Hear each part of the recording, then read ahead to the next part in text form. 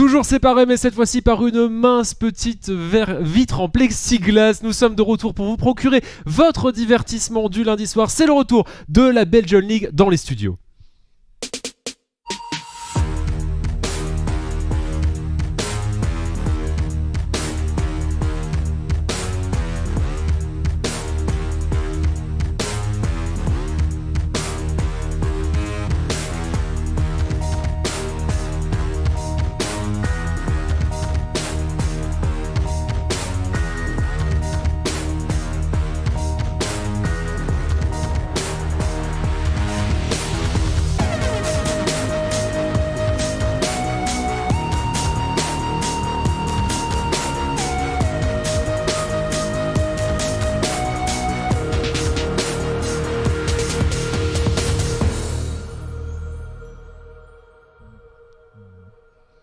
Bonjour et bienvenue à toutes et à tous pour ce Status Update sponsorisé par Audi et surtout pour cette 5e semaine de Belgian League, le Summer Split qui reprend de plus belle dans les studios. Je suis bien évidemment Vissot accompagné de mon très cher Poloax que je suis bien évidemment ravi de retrouver. Comment vas-tu ? Eh bien, ça va très très bien, merci. Je suis également très heureux de te retrouver, de vous retrouver dans les studios, dans des conditions encore plus sympas que d'habitude. On va commencer directement avec un petit coup d'œil au classement, voir un peu où l'on en est à l'aube de cette 5e semaine. On le voit, hein, Sector 1 qui domine en 5-0, suivi du KV Mechelen en 3-2. Ensuite, c'est très serré puisqu'on a Brussels Guardians, le Royal Sporting Club d'Anderlecht et Aetra qui sont tous les trois au score de 2-3. Et on ferme la marche avec la Team 7am actuellement à 1-4. Ouais, une semaine serrée pour beaucoup d'équipes avec beaucoup d'enjeux, notamment pour les playoffs qui se profilent tout doucement à l'horizon, mais également pour l'accumulation des Championship Points, des points que les équipes accumulent en fonction de leurs résultats tant au Sprint Split qu'au Summer Split. On va jeter un petit coup d'œil justement comment se déroule un petit peu cette distribution. Comme vous pouvez le voir devant vos yeux, lors du printemps, l'équipe numéro 1 a accumulé 90 points, ceci est donc allé à Sector 1, la deuxième équipe 70, etc. Et on regarde un petit peu actuellement, voilà les Sector 1 largement devant avec 90 points face au second, les joueurs d'Anderlecht 50, KV Mechelen juste derrière avec 30, Brussels Guardians 10 points, et Aetra Esports n'ayant pas réussi à accumuler des points lors du Spring Split, rejoint la Team 7M, les nouveaux venus dans ce Summer Split, au magnifique résultat total de 0 points. Oui, on le rappelle, c'était Time Out Esport qui avait terminé deuxième, qui avait pris les 70 points, mais n'étant plus présent, eh bien les points ont été perdus. On va regarder un peu l'emploi du temps, le planning de ce soir. L'emploi du temps, on se croirait à l'école. Voilà, le planning de ce soir, avec les matchs donc qui nous attendent. On va commencer par Anderlecht face au 7am pour ouvrir la soirée. On enchaînera avec Sector 1 face à Aetra, puis de nouveau Anderlecht, cette fois-ci face au KV Mechelen. C'est d'ailleurs notre match de la soirée et on finira tranquillement avec Sector 1 contre les Brussels Guardians. Ouais, alors deux équipes qui vont jouer deux fois, les joueurs d'Anderlecht et ceux de Sector 1. Sector 1, comme on vient de le voir, largement devant 20-0 à la suite de cette 4e semaine de compétition. Et les joueurs d'Anderlecht, quant à eux, qui ont encore beaucoup à faire. On va le voir avec ce premier match Anderlecht versus 7am. Deux équipes qui ont beaucoup de choses à se prouver. Les joueurs d'Anderlecht avaient connu une première semaine très qualitative avec 2 victoires. C'était un remake un petit peu de cette semaine 5. Les joueurs par contre 7am avec un peu plus de difficultés dans leur première saison de Belgian League. 1-4, une victoire pour 4 défaites, les coéquipiers de Vini qui ont encore du mal à trouver leur marque dans la compétition. Les line-up que vous voyez affichés actuellement sous vos yeux, vous les connaissez. On va avoir à cœur de trouver un petit peu plus de points pour se mettre dans une situation un peu plus confortable pour le reste de la compétition, Poloax. Oui, pour les deux équipes, ça commence à devenir des matchs importants. On le rappelle, on entre doucement dans la deuxième moitié du Summer Split. Les playoffs arrivent bientôt. Il faut commencer à bien se positionner. Pour la Team 7am, il s'agirait quand même d'inscrire une deuxième victoire à leur palmarès, même si pour l'instant ça semble être une mission assez délicate vu qu'ils ont un peu de mal à s'exprimer dans ce championnat. Par contre, pour Anderlecht, c'est tout à fait à leur portée. Par contre, il faudrait commencer à jouer de manière un peu plus constante, un peu plus concentrée parfois. C'est vrai que ça manque un peu, la régularité. C'est un peu le mal qu'on connaît depuis si longtemps avec cette équipe, c'est la régularité. Et face à des équipes équipes comme Team 7am, évidemment ils partent favoris, mais dans des mauvais jours, ils sont tout à fait capables de laisser une chance à la Team 7am. Ouais, ils sont capables de surprendre dans le mauvais sens du terme. Alors, la semaine 5 de compétition, c'est la même que la semaine 1. Semaine 1 où les joueurs d'Anderlecht avaient brillé avec 2 victoires, respectivement, contre l'équipe 7am et contre les KV Mechelen. Maintenant, il va falloir refaire l'exploit, entre guillemets, pour les joueurs d'Anderlecht après 3 semaines de compétition qui furent difficiles pour ces joueurs qui, comme tu le disais, manquaient de régularité, on a l'impression parfois d'entrain à jouer cette compétition. Les joueurs 7am, quant à eux, malgré la suite de défaites qu'ils ont eu malheureusement à leur actif, ont à cœur de revenir et de garder leur espoir de play-off en vie. C'est par cette victoire contre les joueurs d'Anderlecht que ça devrait passer. On va regarder un petit peu maintenant le second match de cette soirée, la continuité bien évidemment de notre 5e semaine, avec les joueurs de Sector 1 qui feront face à leurs premiers adversaires du jour, Aetra eSports. Une game sur le papier largement donnée en faveur de l'équipe au renard, mais les joueurs d'Aetra ont des arguments. Ouais, et puis surtout, bon, on voit quand même les Aetra qui globalement montre un visage un peu plus convaincant. Alors ça a encore besoin de se mettre en place, mais on voit des petits signes encourageants. Alors même s'ils partent pas favoris, il faut quand même voir cette opportunité pour cette équipe Aetra de voir ça comme une opportunité de progresser finalement. Même si on n'attend pas grand chose d'eux, objectivement. Tout le monde sait que Sector 1 part favori. C'est l'opportunité pour des équipes de confronter des plans de jeu, de confronter des idées et surtout d'avoir en face de soi un adversaire qui va pouvoir finalement évaluer un peu si les idées sont bonnes. Pour Sector 1, l'équation est plus simple. Il s'agit de continuer à rester invaincu et finalement quasiment sécuriser la place en playoff s'ils s'imposaient face à Aetra. C'est vrai que pour Sector 1, la question c'est plus où est-ce qu'ils vont finir que est-ce qu'ils vont passer en playoff. Cette équipe qui domine quand même clairement le championnat. Et évidemment, tu parlais des Country Finals, c'est l'opportunité également, en se prenant un bon seed pour les playoffs, de favoriser un bon seed en Country Finals finalement. Oui, en finale nationale pour les plus anglophobes d'entre vous. C'est vrai que face à Sector 1, on a tendance à dire voilà, quelle sera l'équipe à les faire tomber. Ça paraît de plus en plus difficile au fur et à mesure des semaines, tellement cette équipe semble largement au-dessus.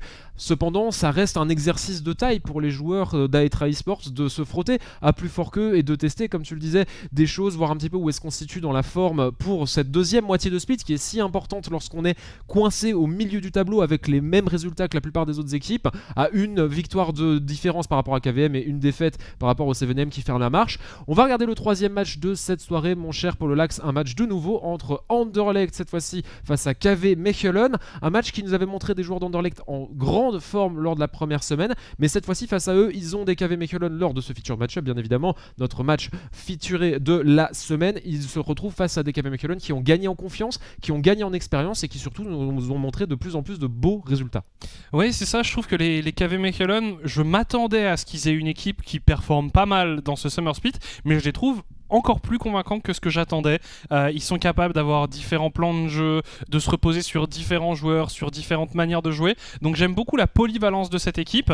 Là, c'est vrai que finalement, Anderlecht, c'est un peu leur némésis. Ils ont perdu toutes leurs confrontations directes face à eux cette année, que ce soit en spring split, que ce soit en saison régulière ou en playoff. Ils avaient tout perdu face à Anderlecht. Ils ont encore commencé le Summer Split face à Anderlecht en ayant une nouvelle défaite. Donc là, c'est l'occasion pour eux de briser cette malédiction et je pense qu'ils ont des arguments à faire valoir. À noter tout de même, comme vous le voyez dans la line-up KVM, que ce ne sera pas Vanhoff qui officiera au poste de support, mais Duimlot qui donc remplacera normalement définitivement Vanhoff jusqu'à la fin de ce Summer Split, étant donné que Vanhoff avait annoncé qu'il ne pouvait pas terminer le split pour des raisons personnelles. Eh bien, on a décidé du côté de KVM de directement faire ce changement maintenant, histoire que l'équipe engrange un maximum d'expérience avec ce nouveau joueur. Je pense que c'est un choix très intéressant à partir du moment où on sait que la fin du split et donc potentiellement les playoffs se feront sans un joueur, de le remplacer le plus rapidement possible, histoire de vraiment créer cette synergie. Alors dans un match aussi important pour KVM que celui-ci, à voir si ça va payer. C'est vrai que se retrouver avec un nouveau joueur avec lequel laquelle ils se sont bien évidemment entraînés, contre une équipe contre laquelle on a historiquement beaucoup de mal. C'est un risque à prendre, mais pour gagner potentiellement beaucoup en fin de compétition, en fin de split, en termes d'expérience, en termes de cohésion, je pense que le choix est tout à fait valable. On va voir si ça arrive à payer du côté des KV Mechelen. On leur souhaite beaucoup de réussite, comme tu le disais, voilà, 0-5 pour l'instant au classement entre les deux équipes en faveur des joueurs d'Anderlecht. Les joueurs de Malines auront du coup bien évidemment à cœur d'inscrire leur première victoire face à leurs adversaires clubs de foot également. Le mercato de la Belgian League, c'est vrai qu'on n'a pas utilisé ce mot-là, mais le mercato de la Belgian League entre les clubs de foot est un match à chaque fois retentissant. Classico, oui, c'est ça. Mercato, Classico. c'est Oui, quand mercato, c'est ça, c'est vendre les joueurs.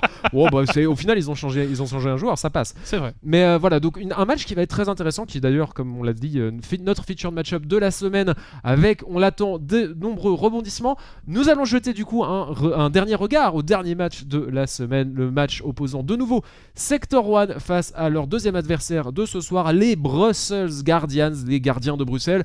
Comme les autres coincés au milieu du classement, on a encore beaucoup de travail à faire pour cette équipe au logo, ma foi, si soyeux. Et les joueurs de Sector One vont avoir à cœur, bien évidemment, de confirmer l'avance qu'ils ont sur leurs adversaires et surtout la domination qu'ils ont sur la Belgian League. Ouais, aussi petit fun fact, Razer remplace Nox sur la mid lane, ça sera l'occasion pour lui de prendre sa revanche sur Knight éventuellement, puisqu'il avait joué pendant la première semaine le sub des Brussels Guardians. Alors c'est un peu finalement la même chose que pour Aetra face à Sector One. Sector One pas archi favori, mais on peut tenter des choses du côté de Brussels Guardians, on peut tenter de surprendre, de faire des drafts originales. Pour le coup, Brussels Guardians étant une équipe réputée pour être capable de faire des drafts assez originales, assez casse-tête pour les adversaires ou pour nous, et ça peut être l'occasion pour eux de surprendre les Sector One. Et puis ouais, tu joues sans pression, donc voilà, c'est le moment de tester des choses pour Brussels Guardians. Ouais, effectivement, s'ils pouvaient remplacer leur logo par un Rubik's Cube, tellement certaines fois leurs drafts sont compliqués avec des pics Soraka top. On a vu également 7M s'essayer un petit peu au jeu de la draft particulière avec des Gragas envoyés sur la top lane, etc. À voir ce que les Brussels Guardians nous réservent pour cette fin de soirée qui promet d'être également haute en couleur. J'avoue ne pas attendre, comme beaucoup d'entre vous et comme beaucoup d'entre nous, une victoire des Brussels Guardians, mais qui sait, peut-être un jour être surpris par une de ces équipes qu'on n'attend pas, qui arriverait à trouver un petit peu la faille dans le géant qu'est Sector One. Après, on vend toujours potentiellement, le potentiel d'une équipe à faire enfin tomber Sector One. Ça devient difficile d'y croire quand on voit que l'équipe est en 20-0, potentiellement 22-0 à la fin de cette soirée. Ouais, après, je pense que justement, ça viendra. La première défaite de Sector One viendra un jour où on s'y attend le moins. C'est potentiellement vrai. Sur un match où on se dit, bon, cette équipe, elle est pas très en forme. En plus, ce soir, ils affrontent Sector One, c'est chaud, tu vois.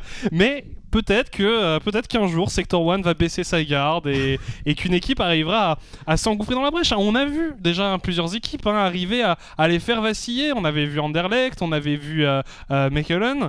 Donc, il y a des équipes qui sont capables de les faire douter. Après, c'est vrai que c'est toujours porter le coup final qui est l'œuvre la plus difficile à accomplir face à Sector One. C'est sûr. Après, est-ce que se tirer une balle dans le pied pour apparaître faible et du coup les surprendre et être une stratégie viable, je ne pense pas. Mais on va voir ce qu'ils vont valoir. Après, c'est vrai que le choix de mettre Razer sur la mid lane, Nox pas disponible, j'imagine, mais donc Razer, mid laner qui n'a officié qu'une seule fois dans cette Belgian League en première semaine, également contre Sector One, avec du coup un KDA assez terrible puisque 0-4 était son score final de la game. On lui souhaite mieux pour cette fin de soirée. On va jeter un coup d'œil aux prédictions qui ont été faites par nous-mêmes, nos confrères, ainsi que vous sur Twitter, avec un consensus relativement clair et établi sur les games de Sector One. Une petite différence pour chaque game d'Anderlecht. La première, c'est Twitter qui parie sur une victoire 7am face aux joueurs en violet, alors qu'en troisième partie de soirée, c'est moi qui annonce une victoire des Anderlechtois face aux Malinois.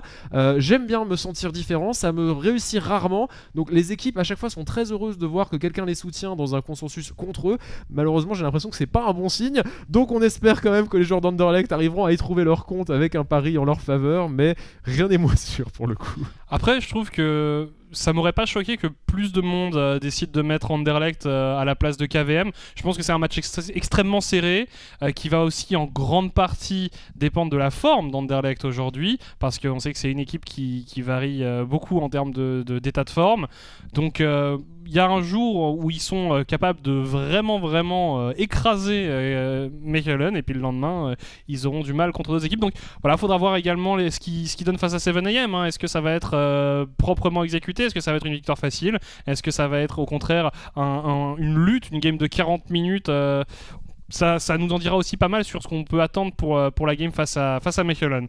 Donc ça c'est un peu le point d'interrogation, comme d'habitude avec cette équipe d'Anderlecht. On va du coup, d'ici quelques secondes, d'ici un peu moins d'une minute, arriver sur cette première game. On le disait, game assez importante pour ces deux équipes qui ont vraiment la pression de gagner dans les deux cas. Ouais, c'est ça. Alors 7AM, leurs espoirs de playoff ne sont pas totalement enterrés s'ils perdent cette game.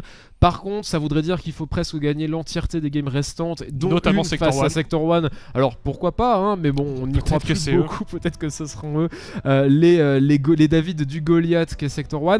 Mais ici, il s'agit d'affronter d'autres joueurs effrénés et surtout avides de sang, ceux d'Anderlecht. Nous allons arriver d'ici 3 secondes maintenant dans cette phase de draft opposant ces deux équipes, 2-3 sur le score pour Anderlecht face à 1-4 pour les joueurs 7M. Et c'est parti, honneur aux joueurs d'Anderlecht de lancer le premier ban. On va avoir à mon avis à cœur de neutraliser un petit peu les compositions standards des 7M, puisqu'essayer de partir sur des drafts, enfin les empêcher de faire leur draft particulière semble un peu compliqué. Et c'est un Graves, le Graves de Cuticati qui est retiré en premier, un choix ma foi tout à fait logique. Oui, Graves qui est un choix très attendu en ce moment. On répond avec le Kled de Kiabambi pour la team 7AM. Logiquement, on peut s'attendre du côté de Team 7AM à un ban encore Urgot et puis un ban Varus, étant donné le side des 7AM. On banne le Thresh de Marc. Marc qui n'avait pas joué la semaine dernière, qui avait été remplacé par Poupe, le joueur finlandais sub de la Team 7AM. Beaucoup de Finlandais, l'air de rien, dans notre ligue. On a Dibou, on a Poupe, assez improbable, mais on a plusieurs. Ils sont deux. Ils sont deux. Bah oui, mais bon, ils sont pas très nombreux de base. C'est vrai, c'est vrai. On a continué avec un ban Trundle côté Anderlecht. C'est Urgot, comme tu le disais, qui a été retiré. On enlève du coup à Kiabambi 2 de ses champions favoris. Et on laisse le Varus. On laisse le Varus. Par contre, on enlève Yumi pour éviter le Ezreal Yumi, bien évidemment. Et on en parlait en concertation pré-compétition avec un pick Volibear du coup du côté des joueurs d'Anderlecht. Volibear qui peut aller dans la jungle, qui peut aller en duo lane avec éventuellement une Senna qui peut être envoyée au top. Donc un flex pick relativement puissant. On est sur le patch 10.12, donc il est extrêmement fort. Aphelios semble être le choix des 7M, c'est désormais récupéré et on va récupérer un deuxième champion dans quelques instants également. Tu as l'air suspicieux pour Donc là on va être dans une situation où Varus a été laissé open et va être récupéré dans une deuxième rotation. Oui, non mais ça c'est blue side. Oui. C'est surprenant. Prends le theory book et jette-le par la fenêtre. Mais c'est original. En tout cas, on prend quand même une duo lane relativement solide avec Aphelios Karma. On deny par la même occasion la Karma que pourrait jouer Yoni, qui est un pick excessivement solide associé à Varus. Là vraiment je pense qu'en plus Seitam sait jouer Varus, Seitam sait très bien jouer Varus, donc ça me surprendrait vraiment qu'on s'en empare pas du côté d'Anderlecht, même si Volibear est un pick très solide, je serais quand même très surpris. Voilà, quand même. Mais alors récupérer, je pense franchement qu'il n'y a pas beaucoup de drafts dans toutes les ligues du monde où Varus a été récupéré blue side en deuxième rotation. Effectivement. Par contre, du côté de 7M, tu nous parles de cette duo lane avec Karma. Est-ce que tu penses pas du tout qu'elle peut être flex cette Karma? Parce qu'on l'a vu des Karma jouer top, des jouer mid, et ça peut être à mon avis un bait justement de faire récupérer le Varus en se disant c'est un support sans mobilité, et puis après changer sur quelque chose d'autre. T'as toujours la possibilité de la flex, mais en tout cas ce qui est sûr c'est que la deny info avec un Olaf récupéré du côté d'Anderlecht, on n'enverra du coup pas ce Volibear dans la jungle. Ce sera potentiellement, donc ce sera presque sûrement un Volibear top, puisqu'accompagné d'un Varus ça semble être un choix de support un peu questionnable. Dernier pick en faveur 7AM, il reste la mid lane, il reste potentiellement la jungle qui pourra être récupérée avant de se lancer dans la deuxième phase de ban, Faut faire attention du côté 7AM parce qu'on c'est vrai qu'il y avait la Zoé et Hank aime bien Zoé, c'est un champion sur lequel il est plutôt à l'aise. Après voilà, c'était discutable, il y avait quand même déjà 2 bans qui avaient été effectués sur la jungle du côté d'Anderlecht. On va quand même énormément réduire le nombre de possibilités de pick dans la jungle pour la team 7AM, mais enfin Hank va avoir l'occasion de jouer sa Zoé. C'est un champion sur lequel il est particulièrement à l'aise, qui est quasiment tout le temps ban par les équipes qui affrontent la team 7AM, donc peut-être que c'est une erreur ici de l'avoir laissée ouverte du côté de Anderlecht. On banne le Twisted Fate du côté Team 7AM. Ouais, un Twisted Fate qui aurait été récupéré par Taz qui nous a montré un Kog'Maw AP assez intéressant qu'on reverra peut-être à mon avis la semaine prochaine lors du patch 10.13. Le Jarvan de Findus, j'ai failli dire le Findus de Jarvan, mais non, c'est le Jarvan de Findus qui a été retiré puisque celui-ci sera doté bien évidemment d'un Olaf. On évite de le laisser à Cuticati. Il reste d'autres choses dans la jungle, mais visiblement du côté des joueurs d'Anderlecht, on n'est pas trop confiant sur ce match-up. On va donc en retirer 3 persos. Syndra face à la Zoé qui est retirée de Malfoy tout à fait logiquement. À voir ce que les joueurs d'Anderlecht vont décider d'enlever en dernier. Où effectivement la Nida dont tu parles à mon avis est plus que logique comme choix. Cuticati est tout à fait capable de la jouer et ça pourrait être un problème pour le Varus. Mais les joueurs d'Anderlecht ont peut-être une autre idée en tête. À voir, leur dernier ban sera connu d'ici 10 secondes et ce sera une Rek'Sai. 4 bans dans la jungle côté Anderlecht. Ouais, bah c'est vrai qu'on avait quand même donné une orientation assez claire à ce qu'on avait envie de ban du côté d'Anderlecht. Et du coup, là, c'est vrai que pour Cuticati, l'éventail de champions se resserre. Alors, Wukong, ça peut aller aussi bien en jungle qu'en top lane. On a vu des Wukong jungle. C'est un des postes où tu peux le voir évoluer. Finalement, c'est un champion que tu veux pas mal flex, le Wukong. Bon, donc, voilà, on se laisse quand même cette porte de sortie jusqu'au bout pour les teams 7am. On peut pas finir la draft avec certitude pour Anderlecht. En tout cas, il reste le support et le mid à récupérer. On va voir un peu ce vers quoi on se dirige. Genre Blitzcrank.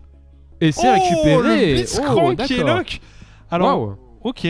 Un choix intéressant du coup de la part de Yoni. Les joueurs d'Anderlecht vont terminer leur draft comme tu le dis un petit peu à l'aveugle avec ce potentiel flex Karma, potentiel flex Wukong, double champion qui peuvent être un petit peu envoyés où est-ce qu'on le veut. Mais sur la mid lane on a au moins la certitude. Sur la mid lane effectivement c'est Zoé, mais Karma pourrait aller top, pourrait aller support, alors que comme tu le disais si bien Wukong peut aller jungle ou top. Taz va récupérer du coup son Azir, un choix plus que solide surtout face à une Zoé. À voir ce avec quoi on va répondre côté 7M, sachant qu'en top ce sera donc définitivement le Volibear avec ce Olaf dans la jungle, qu'on a une composition en bot assez particulière avec ce Blitzcrank. Marc il va donc effectuer le dernier pick de son équipe, il lui reste 7 secondes avant de devoir effectuer la décision finale et on aura du coup droit à... Gragas. Ah non pas Gragas, please. À rien, d'accord. Ah, on a le droit de à rien. C'est Nocturne ça. C'est Nocturne effectivement. Excellente blague. Excellente blague. Petit bug d'interface, ne vous inquiétez pas, nous aurons l'information à vous transmettre d'ici quelques secondes. Et du coup, l'information aussi sur qui va où dans cette draft. On peut tout de même commenter celle des joueurs d'Anderlecht avec ce pick Volibear dont on parlait. Le fait qu'on leur a laissé le Varus en deuxième rotation, comme tu le disais. Un choix assez particulier. Blitzcrank. Ah, et c'est un Vladimir qu'on nous dit en régie. Un Vladimir du côté Team 7M. Un Vladimir top, du coup, une Karma support et avec un Wukong jungle, j'imagine. Le Vladimir en jungle. Je l'ai vu dans le midi Gigi à l'époque d'Eclipsia, mais c'était pas foufou. Donc voilà, normalement on aurait ce type de composition. On a deux compos assez particulières. On a beaucoup joué sur le flex du côté Team 7am. On a joué sur des pics bien solides côté Anderlecht avec ce Blitzcrank qui est quand même un choix un peu particulier. T'en penses quoi tout ça ? J'aime bien la composition RSCA parce que comme d'habitude c'est une compo qui veut faire la guerre. Et ça, je trouve toujours ça agréable à jouer. Déjà, Volibear sur Kiabambi, on en avait déjà parlé un peu avant le début du show. On s'attendait à ce que Kiabambi l'ait dans son Champion Pool. Ça lui correspond à 100%. Le pic en ce moment est extrêmement fort. Donc, ça m'étonne pas de le voir là-dessus. Findus sur Olaf, on retrouve un champion sur lequel il est à l'aise en général, donc voilà, j'espère que pour lui ça va être l'occasion de faire une game un peu plus convaincante parce que c'est vrai que quand même en début de Summer Split il a un peu plus de mal à s'exprimer qu'en Spring. Le Azir de Taz on connaît, Seitam sur Varus, on l'a pas beaucoup vu jouer sur Varus ces derniers temps parce que Varus est très souvent ban évidemment, mais déjà... depuis le temps qu'on le voit jouer, Seitam, il a souvent joué ce champion, même à des moments où c'était pas spécialement méta. Donc c'est un champion qu'il aime particulièrement, dans une méta où en plus il est particulièrement fort, tant mieux. Et puis voilà, avec Yoni, ça donne quand même l'occasion de faire une engage très facile. Encore une fois, beaucoup de possibilités de teamfight du côté RSCA. J'aime bien cette draft. Ouais, alors que du côté 7M, on a pas mal de choses. Après, j'ai l'impression que ce Aphelios va avoir une phase de lane un peu compliquée à partir du moment où Yoni va décider de lui courir dessus pour venir le grabber. C'est un peu, voilà, c'est une phase de lane qui va pas être forcément extrêmement fun pour Yoni. C'est vrai qu'on en a pas parlé, mais le match-up Yoni versus Yoni, ça va être fun à commenter. N'hésitez pas, bien sûr, à nous envoyer tous vos messages de haine parce qu'on a mal prononcé l'un des deux et que du coup vous ne comprenez plus rien à ce qui se passe en bot lane, mais ça, c'est pas notre faute. Mais une composition intéressante côté 7M, j'aime beaucoup le fait que la draft a été réfléchie avec ces deux flex qui ont été gardés jusqu'au dernier moment avec le pick Vladimir qui du coup n'apparaît pas bien évidemment sur l'overlay, mais vous l'aurez compris. On a vraiment une volonté d'un petit peu de surprendre. Après Vladimir face à Volibear, j'avoue que je ne connais pas le match-up. Le Wukong, c'est un pick extrêmement fort, double ulti qui peut complètement retourner un teamfight malgré les engages conséquentes d'une team Anderlecht. Je pense qu'on a des solutions. Côté Team 7AM, on a une cohésion d'équipe relativement logique selon moi, enfin en tout cas en termes de théorie pure et dure. Maintenant, reste à voir un petit peu comment la communication va se dérouler. C'est toujours un petit peu comme ça qu'ils finissent par perdre leur game, c'est qu'on voit un joueur qui part tout seul faire une tentative de kill, se retrouve face à 5 membres en face et donne un objectif. Ici, les deux compositions me parlent. Celle d'Anderlecht me semble un petit peu plus solide au vu de la façon dont on les a vus jouer. On les a vus jouer au final depuis le début du Summer Split, alors qu'on nous dit dans l'oreillette de manière extrêmement discrète et presque audible, alors que j'ai perdu un tympan, que Seitam a un petit souci technique qui va être résolu d'ici quelques instants et on pourra arriver dans la partie sans aucun problème. Petite piécette éventuellement que tu auras envie de mettre sur une de ces deux équipes au vu de leur composition comme ça sur le papier et en connaissant bien évidemment les deux structures et leurs résultats depuis le début du Summer. Je pense quand même que Anderlecht devrait tirer son épingle du jeu dans cette game. Je pense aussi que Seitam va faire un gros travail sur la bot lane. C'est très fort Aphelios, c'est très très fort, mais je sais pas si on va réussir à exploiter le pic à fond du côté Team 7AM. Donc même si sur le papier on a quand même des champions qui sont intéressants, je sais pas si on va réussir à exécuter la draft comme il faut du côté de cette équipe. Mais bon, après voilà, c'est comme d'habitude avec Anderlecht. Dans quelle direction ça va partir, on va le découvrir dans quelques instants, alors que justement tout le monde s'élance sur la faille de l'invocateur pour cette 5e semaine de Belgian League. Effectivement, premier match de ces joueurs d'Anderlecht dans cette 5e semaine de Belgian League. On vous rappelle qu'ils en joueront 2. Le suivant sera en milieu de soirée face au KV Mechelen. Les Malinois s'opposeront donc à ces joueurs en violet qui auront bien évidemment à cœur de remporter les 2 victoires à l'instar de leur première semaine de compétition, alors qu'on voit ce magnifique dragon, enfin en tout cas un signe du dragon de l'océan apparaître sur cette faille de l'invocateur. Merci à la production pour toutes ces prises de vue incroyables. Les joueurs sont tranquillement en train d'attendre leurs adversaires dans les entrées de jungle, pas d'invade, pas de cheese, on a l'information, on est en train de patienter sagement avant l'apparition des minions et des camps de jungle. On regarde un petit peu très rapidement en termes de runes et maîtrise, rien d'exceptionnellement étonnant, en tout cas pour ma part. On part sur une cleanse du côté de Taz face à une Zoé, ça me semble relativement logique, et presse d'attaque sur le Volibear de Keabambi, un Volibear énervé. Ouais, et d'ailleurs, on a également la cleanse sur Yoni, évidemment, face à ce Blitzcrank. Ça paraît évidemment logique. C'est assez précieux comme summoner face à ce support. Les lanes qui vont débuter dans quelques instants. Cuticati qui commencera du coup blue side. Oh, et c'est parti au niveau de la botlane. Yoni qui a déjà placé un grab sur Marc. Marc qui a pris extrêmement cher, qui dispose du heal, le support des 7M, mais qui n'a pas jugé bon de l'utiliser. On conserve ses summoners au niveau du bot, mais le premier trade est clairement en faveur de la botlane anderlechtoise, avec un grab qui passe, forcément, c'est difficile de s'en échapper. C'est l'avantage d'un blitz, c'est toujours aussi facile de punir les adversaires quand le grab touche. Bon, pour l'instant, on est vraiment en symétrie totale du côté des deux junglers, à voir s'ils vont partir à l'invade de la jungle adverse, partir sur un vertical jungling. En tout cas, ici, le Azir qui envoie la wave sous la toile de l'adversaire. Et pour l'instant, pas de cheese, non. On va chacun partir sur son red buff du coup. Oh, pour l'instant, non. Le Wukong sur ses corbins. Mais pour l'instant, on n'a pas eu d'agression early, pas eu de gank trop early, même si le Olaf devrait intervenir assez vite, je pense, histoire de donner l'avantage à une lane. Alors évidemment au top ça va être assez délicat, mais justement il se dirige vers le bot, où là avec un Yoni qui s'avance justement pour placer un grab. Ça touche, oh, et Marc qui va être ramené directement par le support des joueurs d'Anderlecht, qui va être obligé de flash out. Le heal a été également claqué, la flèche de Seitam viendra connecter sur cette karma. Les dégâts ne seront pas suffisants, alors qu'on top Keabambi en 1v1 face à Vini va infliger quelques dégâts à son vis-à-vis, le Vladimir à mid HP. On continue les trades du côté des joueurs d'Anderlecht et ça donne un petit peu le tempo que j'ai l'impression qu'on va vouloir tenir toute la game du côté d'Anderlecht. De l'agressivité jusqu'à ce que ça passe. Et Yoni de nouveau dans son bush. Est-ce qu'on peut essayer de placer un petit Q-spell des familles sur les joueurs 7AM? Ça a l'air d'être l'intention de ce support. alors qu'on repart sur une phase un petit peu plus safe. Les joueurs 7M qui ne peuvent pas s'avancer. Yoni qui va avancer. Findus qui revient. Flash in et c'est parti. Cette fois-ci, c'est le E qui a été placé. Yoni dans la tourmente. On va flasher également du côté de Findus. Alors que le First Blood a été récupéré sur la mid lane. C'est le Wukong qui l'a récupéré. Findus trouvera le kill sur la DC des 7M. Mais ce n'est pas le premier sang de la game qui, lui, va en faveur des joueurs Red Side. Au top, Vini fait face à Kiabambi. Et du coup, Henk, accompagné de son jungler Kutikati, pourront pousser ses creeps sous la tourelle. Et juste comme ça, en l'espace de quelques instants, 2 kills dans cette première partie de la 5ème semaine de la Belgian League. Ouais, ça s'est joué vraiment à pas grand chose sur qui récupérerait le First Blood. Bonne opération du coup ici pour Kutikati qui vient donner un sacré coup de main à cette Zoé. Et évidemment Taz qui joue Cleanse, donc qui n'a pas pu TP et qui a perdu un peu de farm.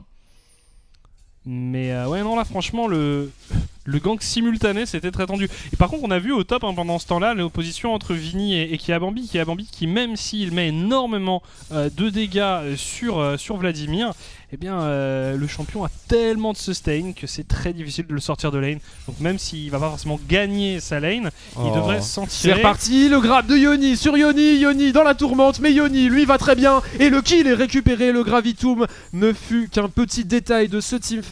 De nouveau Findus présent sur cette botlane. Comme tu le disais pour le Lax durant la phase de draft, j'ai l'impression que du côté des joueurs d'Underlect on s'apprête à jouer extrêmement bot orienté. Attention, Findus maintenant dans la tourmente, la chaîne de la karma va être rompue. On va tenter de s'en aller du côté de Findus accompagné de Yoni avec son Blitzcrank. On va pouvoir prendre le fight. La TP de Kiabambi permettra de prendre cette karma en 1v3 et kill récupéré par ce Blitzcrank de manière très aisée. Et maintenant le Drake pourra être éventuellement récupéré en faveur de cette équipe Blue Side qui met un rythme dans la partie pour le Lax dès le début. Ça ne rigole pas du tout.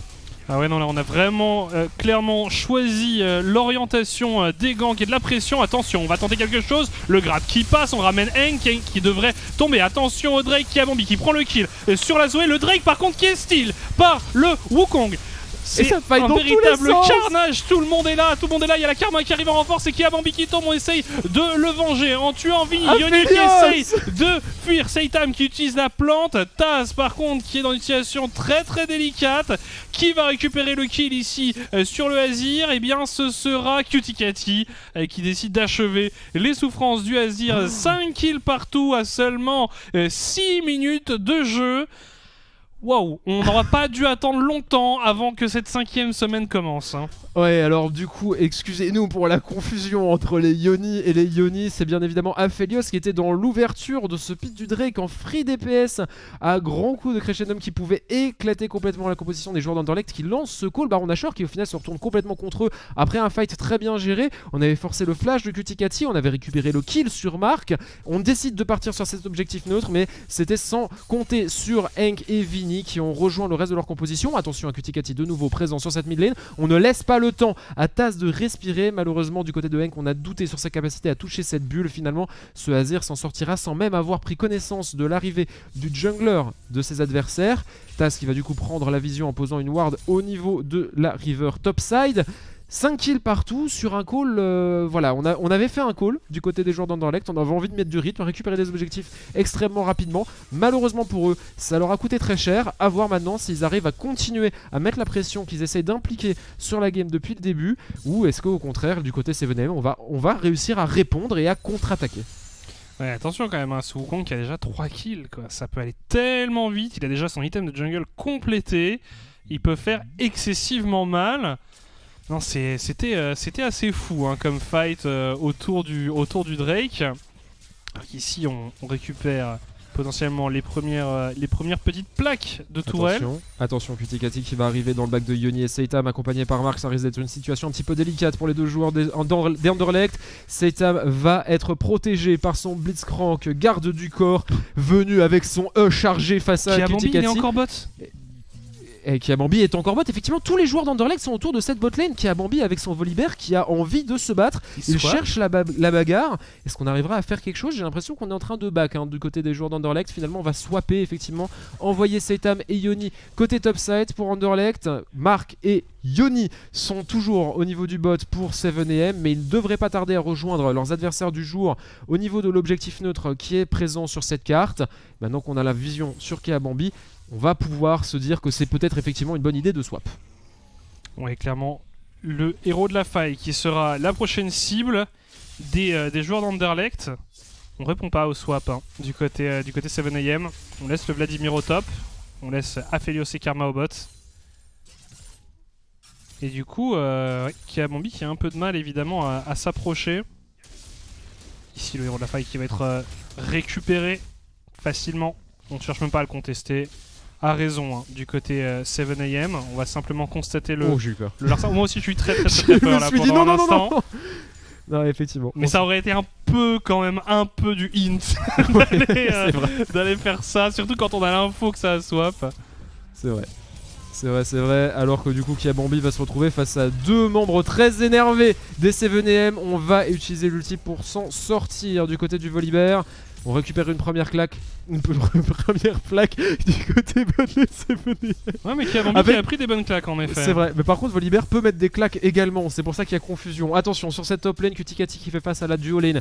Les joueurs d'Anderlecht pourraient venir chercher éventuellement quelques dégâts, finalement il sera tout seul. On ne va pas le rejoindre du côté de Vini qui va mettre un petit peu plus l'accent sur son farming sur lequel il est plutôt encore confiant. Ça décale attention encore. Attention Henk, il a une cleanse, il va l'utiliser en prévention d'un grab de Yoni. On ne va même pas tenter les CC du côté du Blitzcrank, la bulle dissuadera les joueurs d'Anderlecht de retourner par la route traditionnelle vers leur botlane pardon. Et cette Zoé qui du coup a juste vu débarquer deux joueurs comme ça qui n'ont rien fait. Ils tiennent pas en place, hein. Ils tiennent vraiment pas en place. Par contre, à noter tout de même le net avantage en farm des 7am sur toutes les lanes. Et ce ne sont pas des petits écarts, hein. C'est quasiment 30 CS au mid, c'est quasiment 20 CS au top, idem au bot. Ça crée évidemment un décalage au gold qui s'accentue. Mais ouais, il va falloir... Alors c'est bien hein, de créer du mouvement, de décaler du côté des joueurs d'Anderlecht, mais il faut quand même penser à récupérer quelques ressources de temps en temps, sinon ça pourrait vite devenir problématique. Le prochain Drake qui va arriver dans quelques instants et déjà ça ping dans tous les sens, les deux équipes qui ont envie de se ruer sur ce deuxième dragon. Ouais, je pense qu'ils ont bien raison. Du côté de ce dragon infernal, on y trouvera Findus qui a décidé d'engage immédiatement cet objectif neutre. La vision ne sera même pas retirée par ce joueur. On va grab du côté de Yoni, malheureusement que du côté de Cuticati. L'ultimate est disponible, on va faire tomber le clone, mais ce n'est justement que ça. Un clone flash-in de la part du Olaf pour tenter d'aller chercher le fight sur Ragnarok. L'Ignite viendra à bout de ce jungler, mais Seitam va réussir à trade kill. Très bon Astropong de la part de Henk pour dissuader l'ADC Anderlechtois de continuer le fight, alors que Yoni, de son côté, via son Aphelios, va tenter de mettre des premiers dégâts et de pull ce Drake infernal hors de son pit. Côté Anderlecht, pardon, sans jungler et avec un ADC dans la tourmente et un support presque dans la mort, on va devoir laisser cet objectif neutre. C'est un deuxième dragon initié par les joueurs d'Anderlecht, ensuite récupéré par les 7am. Ouais, on avait Cuticati qui était un peu trop sûr de lui, hein, qu'il y allait un peu seul. Et puis il a été puni, finalement les deux junglers sont tombés. Et du coup les 7am qui se sont emparés de ce deuxième Drake, comme tu le disais. Un petit K-Gold en faveur des 7am. Oh, les Astropong de Henk qui font si mal. Picote en effet, hein. On a déjà un peu de stuff du côté de cette Zoé. Ici c'est Vini qui est poursuivi par deux joueurs d'Anderlecht. Le renfort de Henk. On flash in la part de Vini et c'est Cuticati qui va s'emparer du kill sur le jungler des joueurs d'Anderlecht. 3 morts déjà sur ce Olaf, complètement hors de position. Malheureusement on n'a pas réussi à trouver le kill. Une engage un petit peu discutable sur un Vladimir full life de la part d'un Olaf qui n'avait plus de Ragnarok, qui en plus était seulement en 2VX. On n'avait pas vraiment l'information sur la présence des joueurs 7am et on le paye de sa vie du côté de Findus. Et on a toujours, attention, ce héros de la faille qui arrive tout doucement à expiration. Ouais, on va voir où est-ce qu'ils vont l'utiliser, mais c'est vrai que s'ils restent pas sur leur lane, ça devient délicat d'utiliser le héros de la faille d'un coup. En tout cas, on a décidé de reswap. On renvoie du coup Seitam et Yoni sur la bot lane pour faire face à cet Aphelios. Attention, le positionnement de Yoni sur Yoni. Justement, on a le Blitzcrank, le stun qui passe. On est assez low du côté de Yoni, mais on n'arrive pas à le terminer. Et c'est le Blitzcrank qui va tomber. La téléportation de Vini pour venir sauver son équipe. Seitam qui est tombé également. Et Findus qui va simplement utiliser son Ragnarok pour fuir. C'est un désastre ici, ce move du côté d'Anderlecht. C'est un désastre, comme tu le dis, Pololax, une TP utilisée par Vini qui retourne complètement l'initiative des joueurs en mauve. On a tenté quelque chose. Blitzcrank était très bien positionné pour offrir l'action à ses coéquipiers. Malheureusement, le grab n'est jamais passé sur la Félios adverse. On prend un fight sous l'aggro d'une tourelle qui ne tombe pas, même sous charge d'un héros de la faille. On finit par donner 2 kills complètement gratuits. Attention à Henk ici avec la bulle qui va toucher. L'Astropong suivra également. Partition impériale complètement ratée par Taz, même accompagné d'un Blitzcrank. Les CC ne passent pas sur ce mid laner, alors qu'au top, Kabambi qui passe son stun sur Cuticati, mais les CC sont également disponible côté 7M. Avec ce double ulti, on viendra potentiellement à bout de ce Volibear flash out de la part du top laner en bleu et on s'en sortira. L'arrivée du Blitzcrank est beaucoup trop tardif pour venir en aide à son coéquipier et au mid, on est obligé de reculer sous sa tourelle du côté de Taz pour tenter de survivre à la petite fille galactique qui lui lance tous les dégâts du monde au visage. Cette fois-ci, on a swap du côté des 7am. C'est très difficile d'envisager ce qui va se passer. Les deux équipes qui sont en brain, counter-brain, counter-brain. La bagarre. Ouais, en fait, c'est la bagarre, tout simplement. Brain ou bagarre. En tout cas, dans cette game, il y a des kills, il y a du mouvement. Et c'est assez impressionnant. Je pense que les joueurs d'Anderlecht sont surpris par le fait que simplement 7am répond au chaos par le chaos et que du coup c'est très difficile d'anticiper quoi que ce soit. Les calls sont toujours assez surprenants. Taz, maintenant on essaye de les contourner. On arrive par l'est du côté de Blitzcrank et Varus. On court sur la botlane des 7M du côté de Yoni et Seitam accompagné de Findus. Le Ragnarok est utilisé, la Karma sera la première à tomber, mais du côté du Aphelios on arrive à trade kill. Ce Blitzcrank tombera, paiera pour ses crimes contre les 7M et maintenant on peut tenter de faire tomber cette T1, mais attention à Cuticati et Henk qui sont là. La bubule qui va passer sur Kabambi, le stun également, très bonne ulti de la part de Seitam. Est-ce qu'on peut réussir à mettre suffisamment de dégâts? La réponse est oui. Les joueurs d'Anderlecht s'offre le kill sur un mid laner 7M beaucoup trop excentré et donc potentiellement ce deuxième héros de la faille. Cuticati n'a pas à cœur de le contester malgré le fait qu'il est full life avec tous ses summoner spells. Il en sait trop que pour tenter un style face à 3 membres des joueurs d'Anderlecht. La bagarre, oui, mais la bagarre a ses limites. On va quand même repartir à la base. Deuxième objectif neutre récupéré de chaque côté. 2 dragons en faveur 7M, 2 héros de la faille pour les joueurs d'Anderlecht. Et la guerre continue pour le Lex. Ouais, non, c'est très impressionnant. Très impressionnant. Alors qu'on a renvoyé du coup les 2 top laners bot side. Mais, le prochain Drake va apparaître d'ici 10 secondes. Et je pense qu'on va assister de nouveau à un fight bien groupé. Le carapateur qui a été steal ici par Cuticati. Alors que donc le Drake de l'air est apparu. Tout le monde est là. On cherche pas à placer quelqu'un sur les side lanes. Attention, l'ulti raté sur Yoni. Finalement, on arrivera à placer le bump flash out de la part du support des joueurs d'Anderlecht. La bubule de Setsué ne touchera pas. Linkage raté côté 7M. On ne dispose plus du coup de la possibilité de partir à l'attaque avec ce Wukong. On n'a pas la vision du côté des joueurs d'Anderlecht, mais les 7M tardent à engager cet objectif neutre. On va décider de mettre la pression au niveau du mid grâce à ce Rift Herald. La bulle cette fois-ci connectera sur ce Blitzcrank. Flash in de la part de Vini pour mettre son ulti sur toute la formation Blue Side. Vini en cac avec Seitam. Va-t-il arriver à récupérer le kill sur cet ADC? Pour l'instant non, les 7am n'arrivent pas à trouver le kill, mais ils trouveront le chemin d'un dragon supplémentaire qu'ils accrocheront à leur ceinture. Le troisième de cette partie en seulement 17 minutes de jeu. Le score 9-10, mais on n'est pas passé loin de la mort pour 2 membres des joueurs d'Anderlecht. Et cette fois-ci, sans prendre l'initiative, on se fait quand même taper sur les doigts. Ouais, on a vraiment du mal à trouver des bonnes opportunités ici du côté d'Anderlecht, et l'écart en farm qui se creuse de plus en plus, celui entre le Volibear de Kabambi et le Vladimir de Vini est le plus criant. Et même si c'est pas forcément extrêmement propre du côté 7am, pour l'instant on est simplement plus convaincant globalement.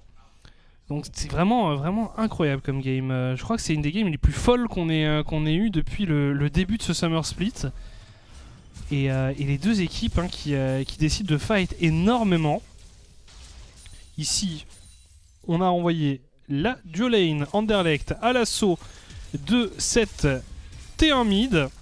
On va arriver un peu tard pour la défendre. Toujours quelques golds débloqués ici pour les joueurs Anderlecht. Findus et Taz qui décide de tenter une incursion en territoire ennemi et d'aller catch cette Zoé, mais Cuticati est là au cas où. On a vu Taz passer sur la ward dans le tribush. La bulle qui va passer. Est-ce qu'on va devoir lancer le Ragnarok? Oh, l'Astropong qui passe à un cheveu, à une demi-hache de distance du jungler des joueurs d'Anderlecht. Effectivement, ouais, c'est un petit peu ce jeu de combattre le feu avec le feu, j'ai l'impression, auquel jouent actuellement les 7AM. On connaît un petit peu la propension des joueurs d'Anderlecht à être extrêmement agressifs, et ici on les voit à répondre avec le même playstyle, et ça perturbe un petit peu ces joueurs Blue Side qui sont un peu dans la difficulté actuellement, même si l'écart de gold est tout à fait tenable pour l'instant. Au niveau de cette mid lane, on part de nouveau sur une volonté de chercher le fight, j'ai l'impression, du côté des deux équipes, alors qu'au bot ça se titille entre les deux top laners qui seront rejoints par Findus. Le Gravitum qui va passer sur Saitam ici, les petits CC qui sont anecdotiques pour l'instant, mais lors d'un teamfight il peut faire très mal. Cuticati qui va décider d'y aller sur Findus, il va trouver du coup le jungler, son vis-à-vis. On va rater son ulti du côté de Saitam. Yoni qui passe son grab sur le Aphelios des 7AM, mais c'est un ADC en moins que cette équipe. Red Side va du coup devoir essayer de répondre à l'assaut potentiel des joueurs en bleu au niveau de cette mid lane. Ils vont pouvoir avancer au niveau de cette T2. Est-ce qu'ils vont décider de continuer à chercher le fight? Est-ce qu'ils vont décider de reset et récupérer des objets? Est-ce qu'on va attendre tranquillement l'apparition du Baron Nashor dans 15 secondes? C'est visiblement cette troisième option qui est envisagée. Ouais, on a envie d'aller récupérer cet objectif. Pour l'instant, la règle c'est que les objectifs topside sont à Anderlecht et les objectifs botside sont au 7AM. Ah, c'est vrai ça. Attention tout de même à ce Vladimir qui met 3 niveaux d'écart au Volibear. Il va devenir évidemment de plus en plus délicat à gérer, avec un Rabadon complété notamment. Devenir une très très grande menace. On essaye d'aller se placer autour de ce Baron Nashor. On n'a que très très peu de vision du côté 7AM. Il va falloir corriger ça. Parce que du côté d'Anderlecht, on est parti sur ce Baron Nashor. On profite du fait qu'il n'y a pas trop d'infos. Voilà. Et on abandonne immédiatement quand on voit la Pink Ward placée par la Karma.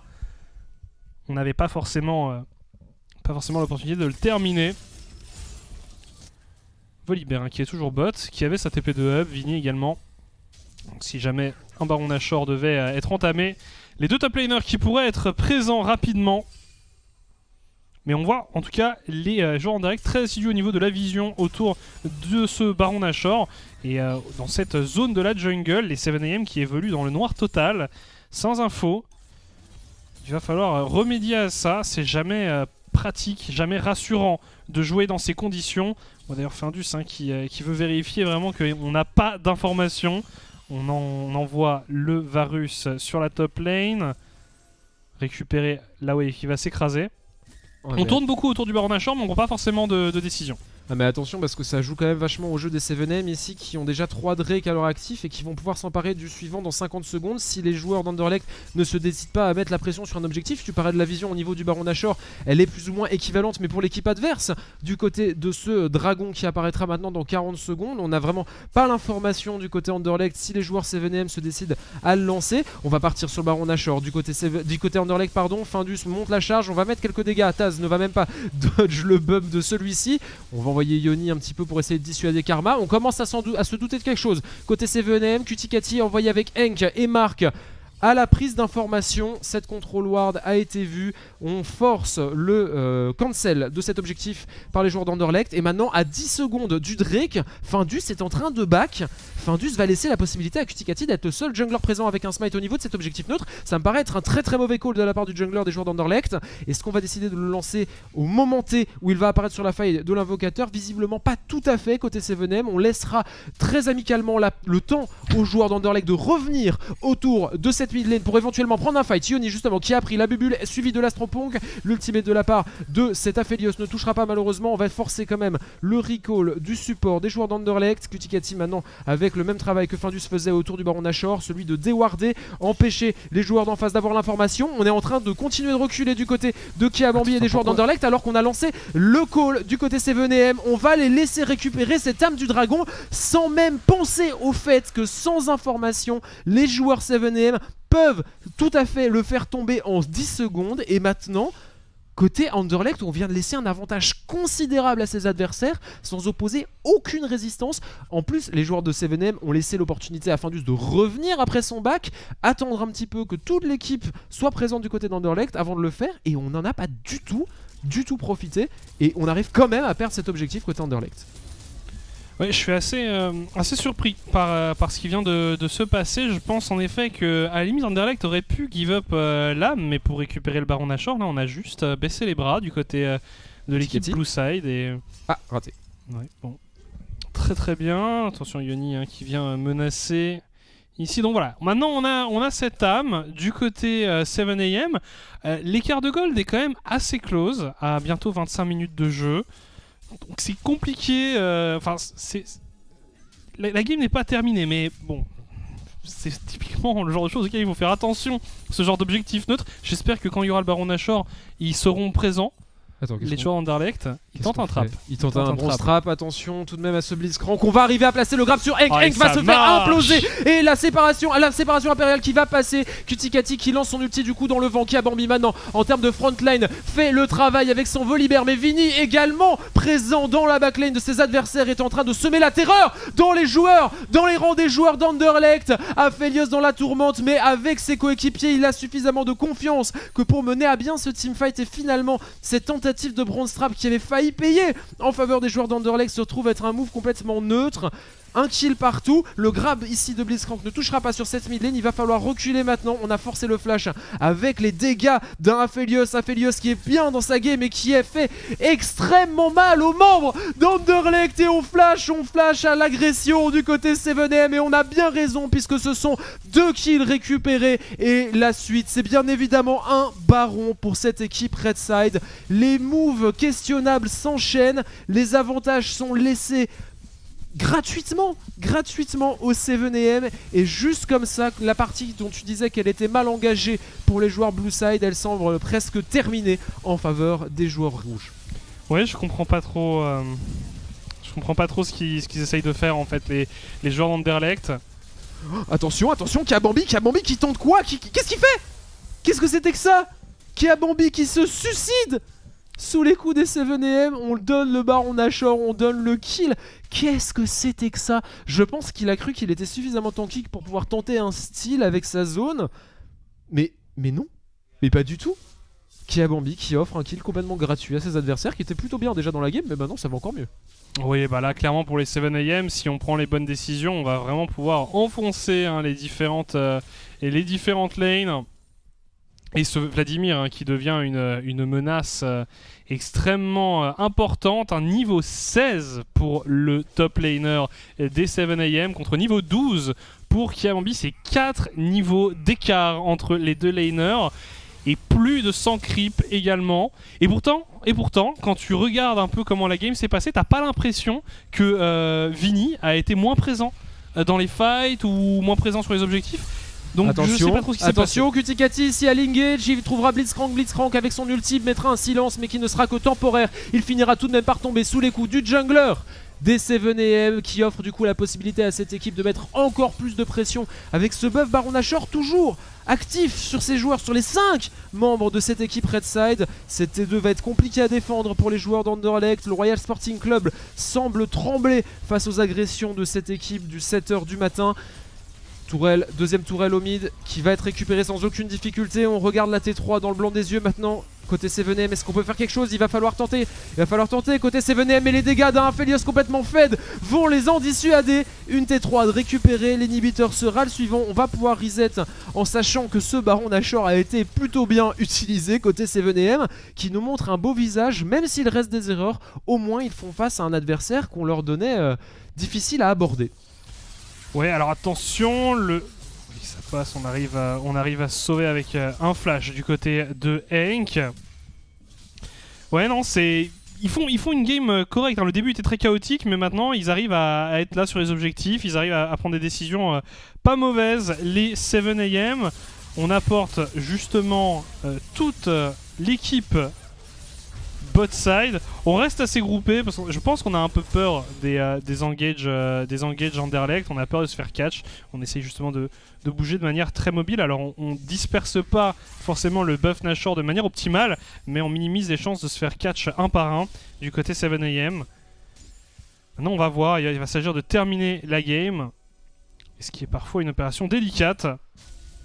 On a l'Elder Drake qui va apparaître d'ici un peu plus de 30 secondes, qui va être l'occasion potentiellement d'un baroud d'honneur pour les joueurs d'Anderlecht. Il va falloir s'y opposer parce que on a vu parfois que Ham plus Nashor plus Elder Drake ne suffisaient pas à terminer la game, mais ça donne quand même une sérieuse option. Attention, Kiabambi ici qui fait face à Cuticati et ses coéquipiers pour tenter de les dissuader de mettre cette vision dont ils ont tant besoin, et on va envoyer ce Blitzcrank à la recherche d'un grab, il n'en trouvera rien.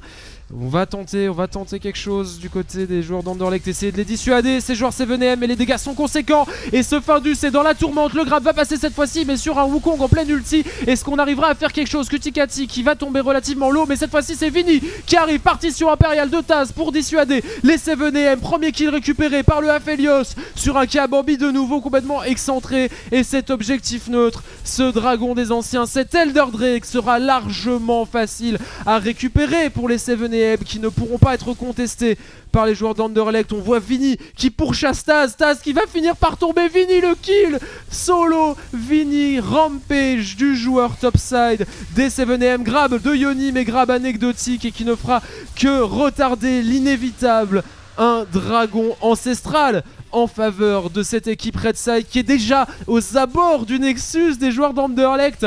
Tout le monde sauf Twitter s'était trompé, tout le monde avait parié sur les joueurs en mauve et tout le monde s'est trompé. Les 7M sont en train d'enterrer les joueurs d'Anderlecht. Vini fait une game exceptionnelle, 6-1, ce joueur est incroyable. Et de nouveau Cuticati à l'engage qui s'en sortira une fois de plus et offrira un potentiel kill. Mais non, finalement ce sera le Nexus pour les 7M qui trouvent leur deuxième victoire dans ce Summer Split de la Belgian League. Ouais, GG à eux, ça va leur faire du bien cette victoire. Ils recollent du coup à égalité avec Anderlecht, puisque les deux équipes se retrouvent désormais en 2-3. Anderlecht qui rejouera tout à l'heure 2-4 pour Anderlecht du coup. 2-4, oui pardon, 2-4 en effet, les deux équipes sont en 2-4. Anderlecht qui rejouera tout à l'heure face au KV Mechelen. Il va falloir montrer un visage beaucoup plus convaincant face à une équipe d'un niveau encore supérieur à celui de 7AM. Mais là, ouais, c'était par contre une des games les plus chaotiques que j'ai vues depuis longtemps. C'est une des games les plus chaotiques que j'ai vues en général, je pense, même pas spécialement dans la Belgian League. On fait beaucoup d'erreurs côté Anderlecht, mais on en fait également côté 7M. C'est juste qu'on en fait plus du côté de joueurs d'Anderlecht. Ce call Drake avec le recall de Findus sur ce timing d'apparition du 4ème Drake de la partie, 4ème Drake de 7M, c'est questionnable. Et puis on voit Cuticati qui déward et puis recule, laisse la possibilité à l'entièreté du roster Anderlechtois de revenir. Moi ce call m'a abasourdi pour en plus donner lieu à un fight vraiment en demi-teinte avec des kills récupérés un petit peu de ci de là.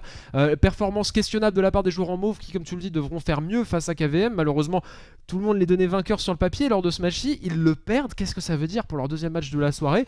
Je suis le seul à avoir parié Anderlecht, j'ai peur. Mais après, tu vois, typiquement avec Anderlecht, ça se trouve, ils vont sortir le match de leur vie face au KV Mechelen. C'est ça, la beauté de cette équipe. Après, voilà, je crois que c'est vraiment l'identité de cette équipe, c'est d'être imprévisible, mais à un point tel que, enfin oui, ça devient presque absurde de faire des pronostics pour cette équipe. Quand tu coches les cases, tu sais pas. Donc, c'est vraiment un 50-50 quoi. C'est vrai.